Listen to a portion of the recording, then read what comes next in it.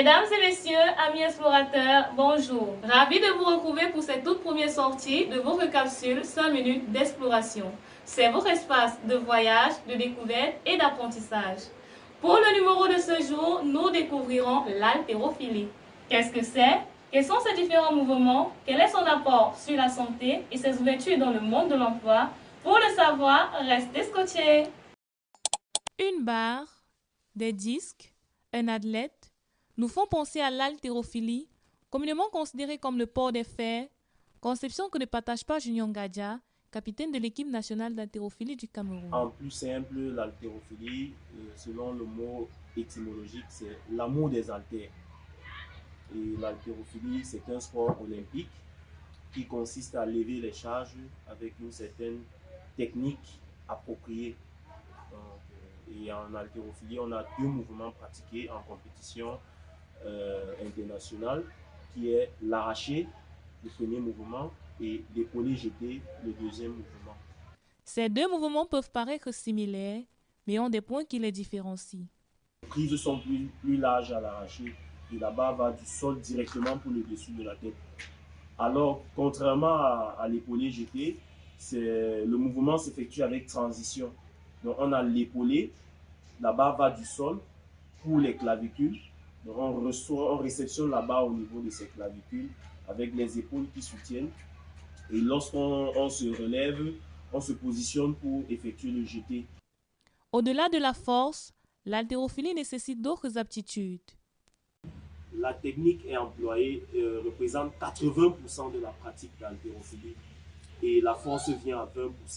Et il y a d'autres éléments qui entrent en jeu, comme la souplesse et puis votre morphologie.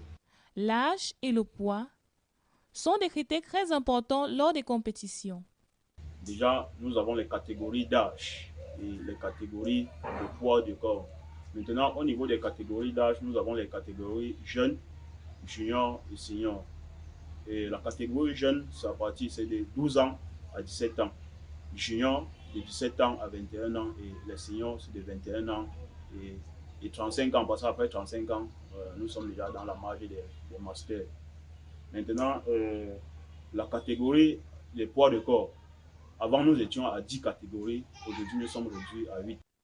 Ces bienfaits sont innombrables tant sur la santé physique que mentale. Je vais prendre ici un cas de figure assez illustratif de mon coéquipier. L'année passée, il a été victime d'un accident de circulation où il a eu une double fracture du tibia avec chevauchement. Et aujourd'hui, par la grâce de Dieu, après pratiquement 2 mois de soins et puis 2 autres mois de réadaptation, le voilà, il est revenu sur la scène. Et il a retrouvé son niveau. L'impact positif qu'il y a derrière, c'est la capacité que l'athlète a à surpasser ce qu'il a subi. C'est qu'on parle là de résilience, d'accepter et puis de se dire que tout n'est pas fini. On peut se relever d'une situation toujours avec un moral assez forgé et puis retrouver, être plus fort même que celui qu'on était avant. L'haltérophilie ouvre les portes non seulement par les compétitions, mais aussi à l'emploi. Vous pouvez pratiquer l'haltérophilie pour la passion, ça veut dire pour votre bien-être personnel.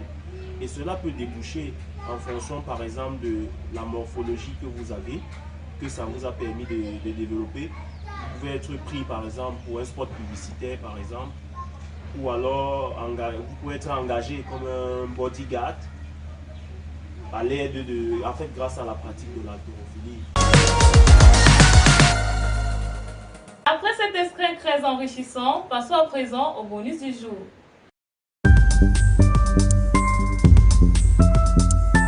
Amis explorateurs, comment est-ce qu'on appelle un athlète qui pratique de l'haltérophilie? On l'appelle un haltérophile. En quelle année fut fondée la Fédération internationale d'haltérophilie? Elle a été fondée en 1905. Quel est le poids de la barre féminine en haltérophilie?